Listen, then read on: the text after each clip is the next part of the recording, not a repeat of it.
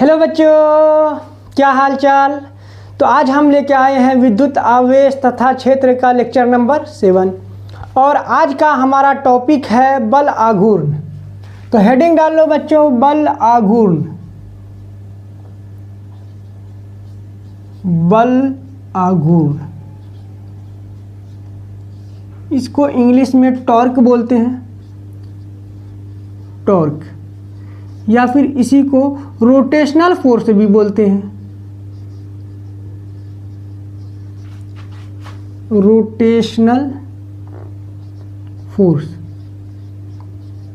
भी बोलते हैं। अगर हम बात करें बल आघूर्ण की, तो बल आघूर्ण बल पे ही निर्भर करता है। बल की वजह से ही बल आघूर्ण होता है। तो सबसे पहले हम बल के बारे में थोड़ा डिस्कस कर लेते हैं। अगर हम बात करें बल की, यदि अगर कोई वस्तु विराम अवस्था में है तो उस पर बल लगा के उसको गतिमान किया जा सकता है, या फिर कोई वस्तु अगर गतिमान है तो उस पर बल लगा के उसको विराम अवस्था में लाया जा सकता है। ये बल का एक प्रभाव है। उसी तरह बल लगा के किसी वस्तु के साइज को, माप को चेंज किया जा सकता है, बदला जा सकता है। ये भी बल का प्रभाव है। बल लगा के किसी वस्तु को एक्सेलरेट किया जा सकता है, त्वरित किया जा सकता है। ये भी बल का एक प्रभाव है। उसी तरह यदि अगर कोई वस्तु गतिमान अवस्था में है तो उस पर बल लगा के उसके दिशा को परिवर्तित किया जा सकता है, बदला जा सकता है। ये भी बल का प्रभाव है। अगर हम ये एक मार्कर लिए, इस मार्कर को हम किसी एक बिंदु पर, किसी खास बिंदु पर हम इसको फिक्स्ड कर दिए और किसी दूसरे बिंदु पर इस पे बल लगावे, तो ये घूमने लगेगा, ये घूमने लगेगा। तो जब भी किसी वस्तु को किसी एक बिंदु पर, किसी खास बिंदु पर फिक्स्ड कर दिया जाए और किसी दूसरे बिंदु पर बल लगाए, अगर वो रोटेट करने लग जाए तो बल के इसी प्रभाव को हम टॉर्क या फिर बल आघूर्ण कहते हैं। तो इसका हेडिंग लिखिए आप लोग, इसका डिफिनेशन लिखिए आप लोग। किसी अक्ष के परितः, किसी अक्ष के परितः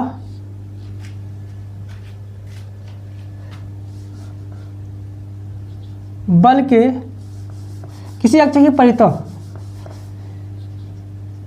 चारों ओर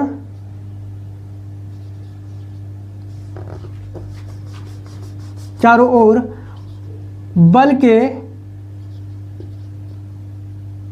घूर्णन प्रभाव को, बल के घूर्णन प्रभाव को, बल के घूर्णन प्रभाव को बल आघूर्ण कहते हैं।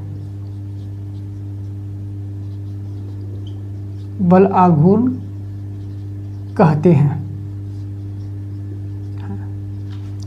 जब किसी वस्तु पर बल लगाया जाता है, अगर वो अपने अक्ष के परितः चारों ओर घूम जाता है, तो बल के इसी घूर्णन प्रभाव को, इसी घूमने की खूबी को या फिर इसी घूमने के प्रभाव को हम लोग बल आघूर्ण कहते हैं। बल आघूर्ण का सिंबल, अगर बोले सिंबल की बात करें, प्रतीक की बात करें, तो बल आघूर्ण का सिंबल हम टाउ लिखते हैं। अगर हम बल आघूर्ण की बात करें तो ये एक सदिश राशि है। बल आघूर्ण एक सदिश राशि है, ठीक है। बल आघूर्ण का SI मात्रक न्यूटन मीटर होता है।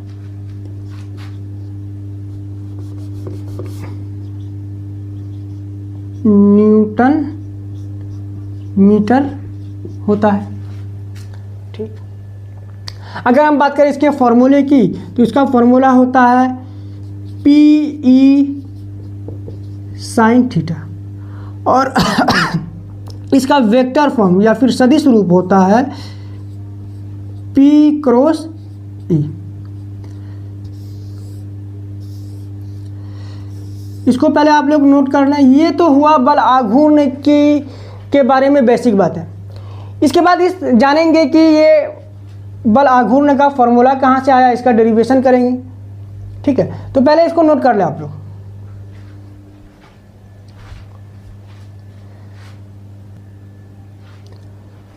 छाप लिए, मिटा दें। ठीक है,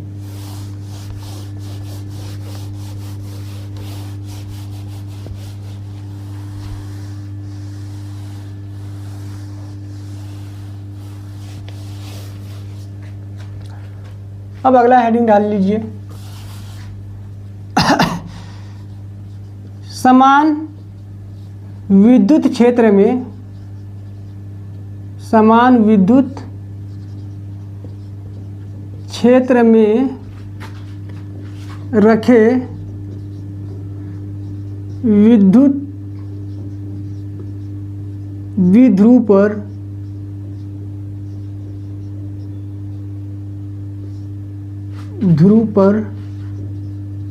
बल आघूर्ण।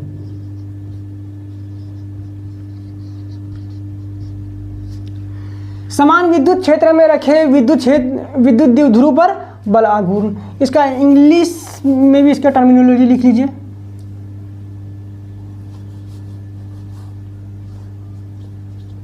Torque on an electric dipole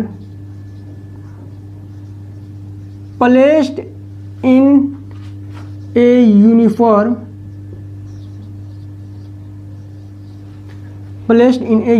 electric field।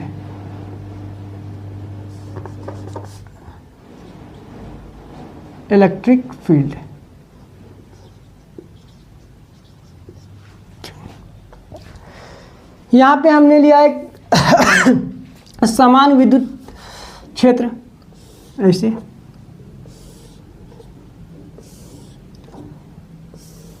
समान विद्युत क्षेत्र जहाँ जिसमें सभी जगह पे विद्युत क्षेत्र बराबर हो, और इस विद्युत क्षेत्र में हमने रख दिया एक डायपोल को, विद्युत द्विध्रुव को, ऐसे।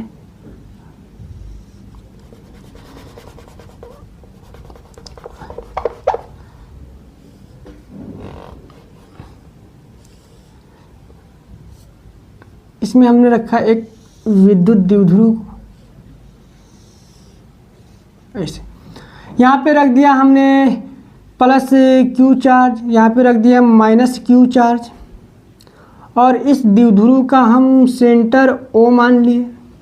सेंटर से, केंद्र से चार्ज के बीच का दूरी हम L ले लिए। ठीक है, अच्छा मान लो कि इस द्विध्रुव से, ये जो द्विध्रुव है ये विद्युत क्षेत्र से थीटा डिग्री का कोण बना रहा है, विद्युत क्षेत्र से थीटा डिग्री का कोण बना रहा है। ठीक, जब भी कोई चार्ज किसी विद्युत क्षेत्र में होगा तो उस पर एक बल लगेगा। कैसा बल लगेगा? उस पर बल लगेगा F is equal to, F बराबर क्यू ई। जब भी कोई चार्ज किसी विद्युत क्षेत्र में होगा तो उस पर बल लगेगा F is equal to Q E. ठीक है, पॉजिटिव चार्ज की वजह से, धनात्मक आवेश की वजह से बल विद्युत क्षेत्र की दिशा में लगेगा क्यू ई। पॉजिटिव चार्ज, धनात्मक आवेश की वजह से बल विद्युत क्षेत्र की दिशा में लगेगा। निगेटिव चार्ज की वजह से, ऋणात्मक आवेश की वजह से बल विद्युत क्षेत्र के विपरीत दिशा में लगेगा क्यू ई। धनात्मक आवेश की वजह से बल विद्युत क्षेत्र की दिशा में लगेगा, ऋणात्मक आवेश के वजह से बल विद्युत क्षेत्र के विपरीत दिशा में लगेगा। ठीक, दोनों ही बल बराबर है और विपरीत दिशा में लग रहा है, समान है और विपरीत दिशा में लग रहा है, तो F नेट जो होगा, कुल बल हमेशा इसमें जीरो होगा, हमेशा जीरो होगा।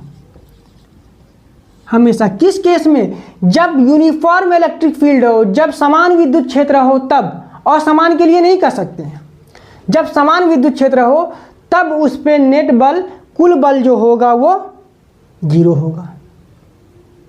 ठीक, नोट करें इसको।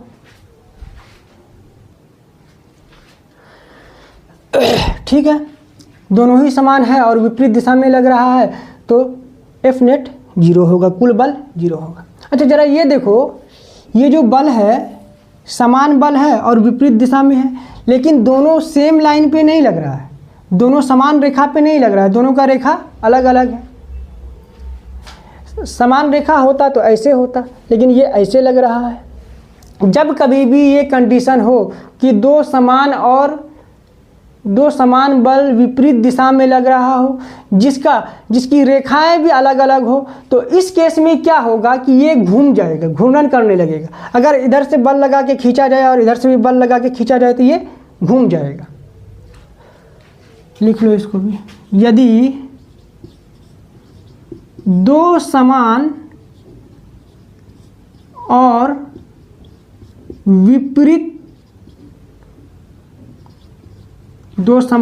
विपरीत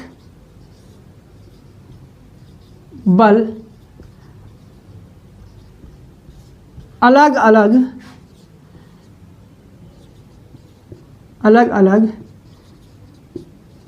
क्रिया रेखा पर कार्यरत होगा या कार्य करेगा, तो वह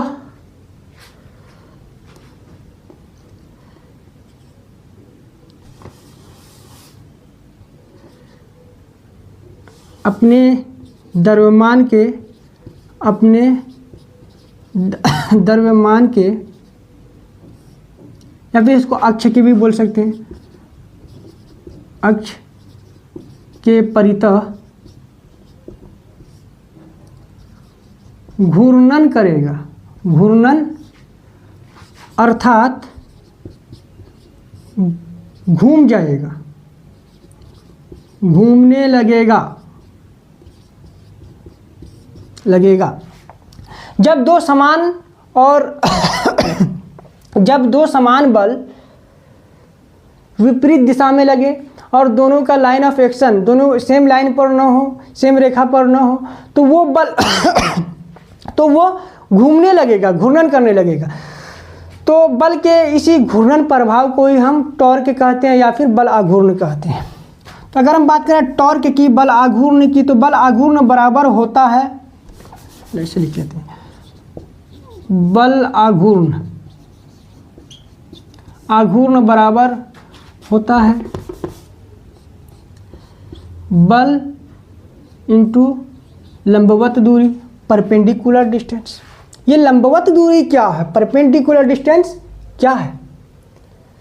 जिस पॉइंट पे बल लग रहा है और जिस अक्ष के परितः घूम रहा है उसके बीच के डिस्टेंस को उसके बीच की दूरी को हम लंबवत दूरी कहते हैं। यहाँ पे बल लग रहा है तो इस पॉइंट से, यहाँ से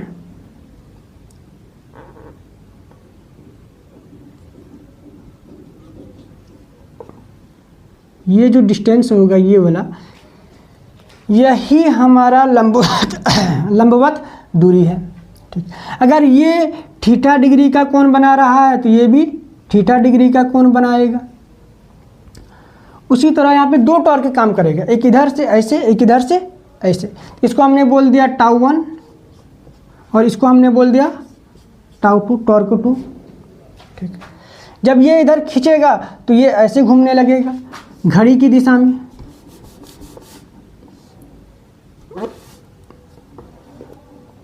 ये ऐसे घूमने लगेगा घड़ी की दिशा में। जब इधर बल लगाया जाएगा, इधर फोर्स लगाया जाएगा, ऐसे खींचा जाएगा तो ये इधर घूमने लगेगा इस दिशा में। दोनों ही समान दिशा है तो दोनों का टॉर्क, दोनों का बल आघूर्ण आपस में जुड़ जाएगा। तो इसमें भी क्या होगा, इसमें फोर्स तो दोनों का समान होगा। यहाँ भी QE लग रहा है, यहाँ भी QE लग रहा है बल, दोनों का लंबवत दूरी भी समान होगा, दोनों का लंबवत दूरी भी समान होगा। ये अगर थीटा कोण बना रहा है तो ये भी थीटा कोण बनाएगा।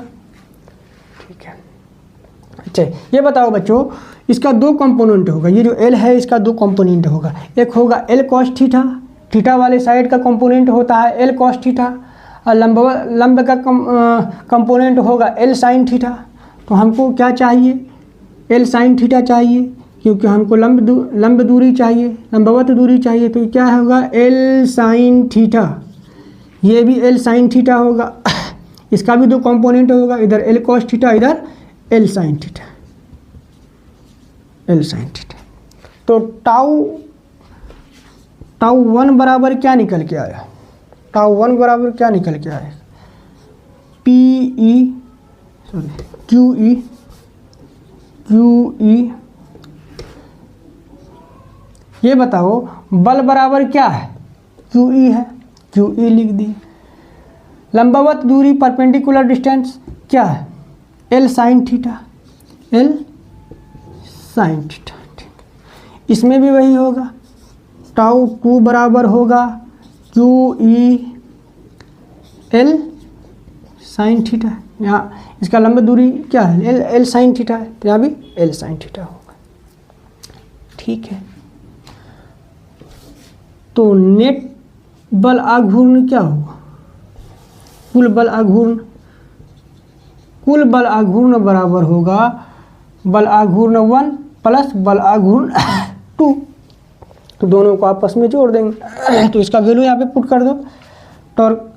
टाउ 1 बराबर क्या है, Q E L sine theta, plus tau 2 बराबर क्या है, Q E L sine theta. दोनों को आपस में जोड़ दोगे तो ये क्या बन जाएगा, 2 Q E L sine theta, 2 Q E L sine theta. तो क्या इसको हम ऐसे लिख सकते हैं बच्चों, इसको हम ऐसे लिख सकते हैं, जरा देखो इधर,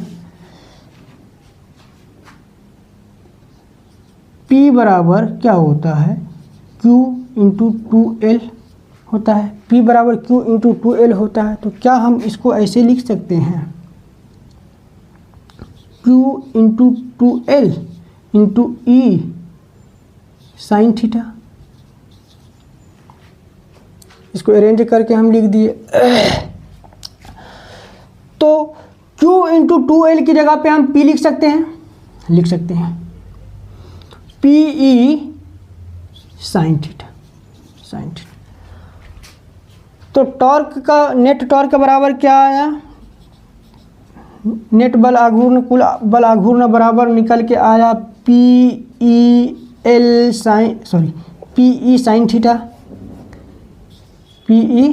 साइन थीटा, अगर इसका सदिश रूप लिखा, वेक्टर फॉर्म लिखें तो क्या होगा, P क्रॉस E का वेक्टर फॉर्म होगा P क्रॉस E। अगर cos theta P E cos theta होता तो P डॉट ई लिखते, पी ई साइन थीटा है तो साइन थीटा की जगह पे हम क्रॉस प्रोडक्ट लेते हैं। क्लियर है, नोट कर लें इसको। देखो बल आघूर्ण बराबर होता है बल इंटू लंबवत दूरी, बल बराबर क्या दिया हुआ है, F is equal to Q E, F बराबर क्यू ई है। ठीक है, लंबवत दूरी जिस बिंदु पे बल लग रहा है, जिसके अबाउट घूम रहा है, उस अक्ष से, उस एक्सिस से जिस बिंदु पे बल लग रहा है उसके बीच की दूरी को हम लंबवत दूरी कहते हैं। ठीक है, तो यहाँ से यहाँ इसका दो कंपोनेंट हो जाएगा, L cos theta L sine theta. तो हमको लंबवत दूरी चाहिए, इससे ये हमको नहीं चाहिए, एल साइन थीटा चाहिए, तो एल साइन थीटा ले लिए। तो टाउ 1 बराबर ले लिए Q E L sine theta, tau 2 बराबर ले लिए Q E L sine theta. इसके वजह से टॉर्क इधर लगेगा, बल आघूर्ण इधर लगेगा, इस बल की वजह से बल आघूर्ण इधर लगेगा। नोट कर लें इसको।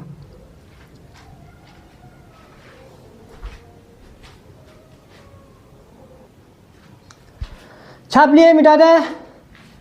ठीक,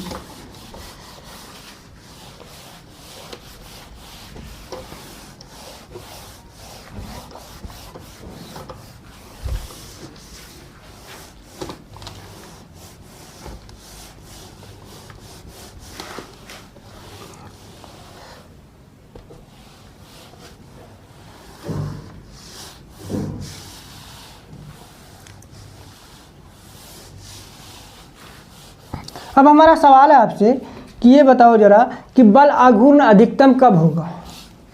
क्वेश्चन है हमारा कि बल आघूर्ण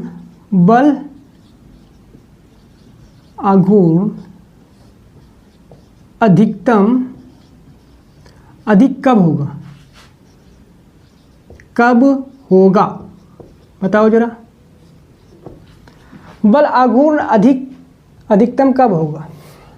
बल आघूर्ण बराबर क्या होता है, tau is equal to tau बराबर पी ई साइन थीटा।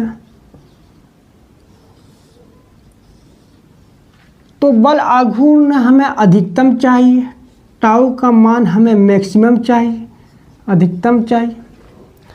बल आघूर्ण अगर मैक्सिमम चाहिए, अधिकतम चाहिए, तो साइन थीटा को भी अधिकतम होना पड़ेगा, मैक्सिमम होना पड़ेगा, है ना। बल आघूर्ण अगर मैक्सिमम चाहिए, अधिकतम चाहिए, तो साइन थीटा को भी मैक्सिमम होना पड़ेगा, अधिकतम होना पड़ेगा। अच्छा, साइन थीटा का वैल्यू मैक्सिमम कब होता है। थीटा बराबर 90 डिग्री और 270 डिग्री पे होता है।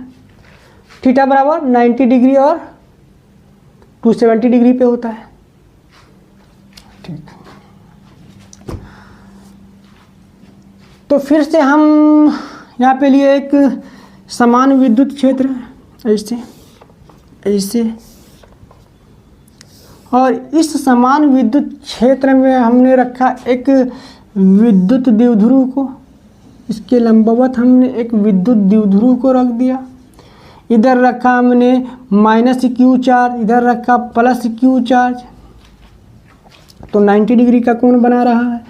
तो टॉर्क बराबर बल आघूर्ण बराबर होता है पी ई साइन थीटा। इस बार थीटा बराबर हम सबसे पहले 90 डिग्री ले लिए, 90 डिग्री। तो जरा देखो इधर कि टॉर्क बराबर क्या होगा, पी ई साइन थीटा का वैल्यू क्या है, 90 डिग्री है, साइन 90 डिग्री। तो अच्छा ये बताओ साइन 90 डिग्री का वैल्यू क्या होता है, 1 होता है। तो यहाँ से टाउ बराबर क्या निकल के आया, पी ई।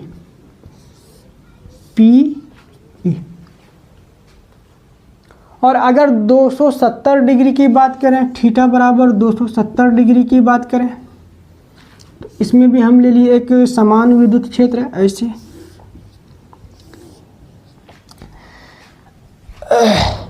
देखो एक्चुअली है क्या, ये इलेक्ट्रिक फील्ड है, विद्युत क्षेत्र है। इसमें टॉर्क या फिर बल आघूर्ण अधिकतम क्यों होगा, इसको समझते हैं थोड़ा सा। पॉजिटिव चार्ज की वजह से, धनात्मक आवेश की वजह से, धनात्मक आवेश की वजह से इस पे बल जो लगेगा किधर लगेगा ये बताओ जरा।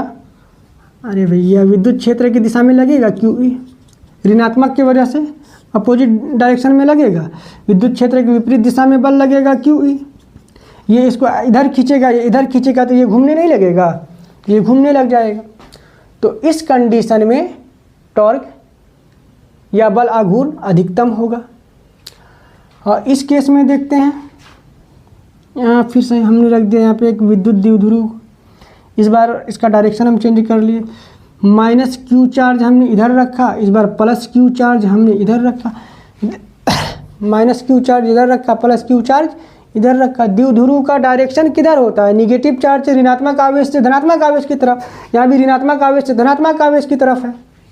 ठीक, इस बार देखो कितना डिग्री का कोण बना रहा है, यहाँ से मेजर करना है। 90, 180 प्लस 90, 270 डिग्री। तो 270 डिग्री आया।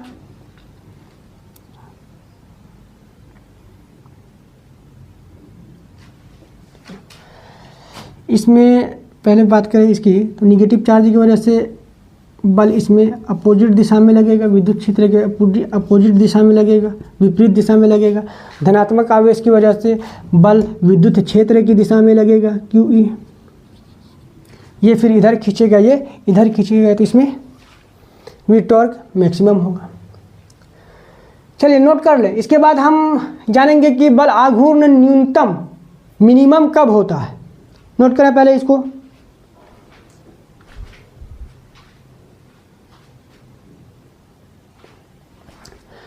छाप लिए, मिटा दें।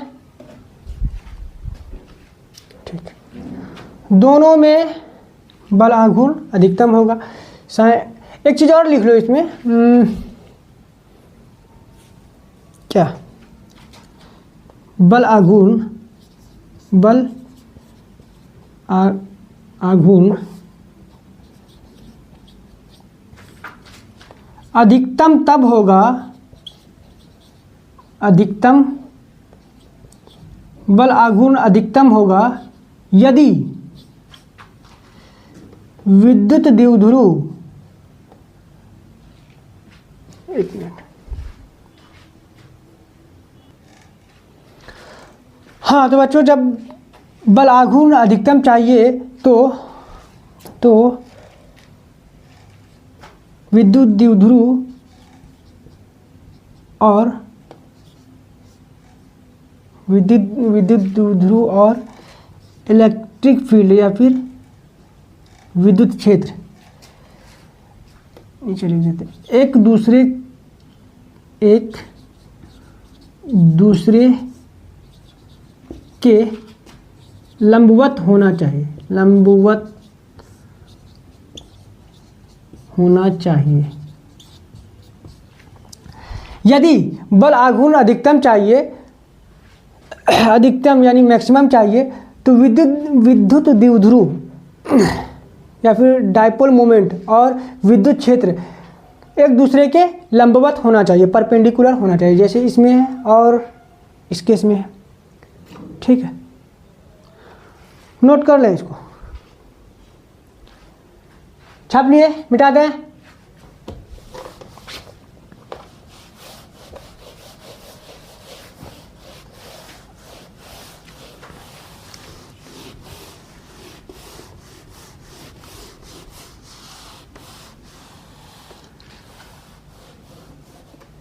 अब हमारा सवाल ये है कि बल आघूर्ण न्यूनतम कब होगा।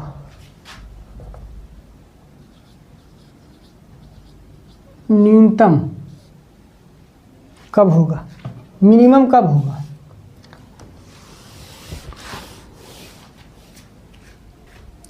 बल आघूर्ण न्यूनतम मिनिमम कब होगा। अगर टॉर्क का वैल्यू, बल आघूर्ण का वैल्यू अगर हमें मिनिमम चाहिए, सबसे कम चाहिए, तो साइन थीटा को भी मिनिमम होना पड़ेगा, साइन थीटा को भी मिनिमम होना पड़ेगा। अगर टॉर्क, बल आघूर्ण मिनिमम चाहिए तो साइन थीटा का वैल्यू भी मिनिमम होगा। तो साइन थीटा मिनिमम कब होता है, थीटा का वैल्यू जब 0 डिग्री होगा या फिर जब 180 डिग्री होगा, 180 डिग्री होगा। साइन थीटा न्यूनतम होता है 0 डिग्री पर या फिर 180 डिग्री पर, है ना। साइन थीटा न्यूनतम होता है 0 डिग्री पर या फिर 180 डिग्री पर। ठीक, तो फिर इसको भी देखते हैं हम लोग। यहाँ पे फिर से हम ले लिए electric field, uniform electric field, समान विद्युत क्षेत्र। इस समान विद्युत क्षेत्र में हमने फिर से एक विद्युत द्विध्रुव को, इलेक्ट्रिक डायपोल को रख दिया। यहाँ पे हमने रखा यहाँ पे हमने रखा माइनस क्यू चार्ज, यहाँ पे रखा प्लस क्यू चार्ज। ठीक है, अच्छा बच्चों ये बताओ, धनात्मक आवेश की वजह से बल विद्युत क्षेत्र की दिशा में लगेगा ऐसे QE, और ऋणात्मक आवेश की वजह से बल विद्युत क्षेत्र की विपरीत दिशा में लगेगा ऐसे QE। अब जरा ये बताओ, ये इसको इधर खींच रहा है, ऋणात्मक आवेश इसको इधर खींच रहा है, धनात्मक आवेश इधर खींच रहा है, तो क्या इस कंडीशन में, इस केस में क्या ये घूमेगा? नहीं घूमेगा। ये घूमता तब अगर ये परपेंडिकुलर था, उस केस में जब 90 डिग्री था, तो ये इसको इधर, धनात्मक आवेश इधर खींच रहा था, ऋणात्मक आवेश इधर खींच रहा था, तो ये घूम जाता। लेकिन इस केस में क्या ये घूमेगा? ये बल इधर खींच रहा है, ये बल इधर खींच रहा है, तो इस केस में ये सिर्फ खींचा जाएगा लेकिन घूमेगा नहीं। तो इस केस में ये टाउ बराबर हमारा 0 होगा। घूर्णन बल, बल आघूर्ण 0 होगा, है ना। ठीक। और अगर ये थीटा बराबर 0 डिग्री लेंगे, और अगर थीटा बराबर 180 डिग्री होता तो, अगर थीटा का वैल्यू 180 डिग्री होगा तो क्या होगा, आइए इसको भी देखते हैं। फिर से हमने एक समान विद्युत क्षेत्र लिया ऐसे, है ना, और इस समान विद्युत क्षेत्र में फिर हम एक विद्युत द्विध्रुव को रख दिए ऐसे। अच्छा, ये जरा ये बताओ, ये जो विद्युत द्विध्रुव है इसका डायरेक्शन क्या होगा, इसका दिशा क्या होगा, बल की दिशा में इसका दिशा क्या होगा, ऋणात्मक आवेश से धनात्मक आवेश की तरफ होगा। और इसमें बल की दिशा क्या होगा, इसकी दिशा क्या होगी,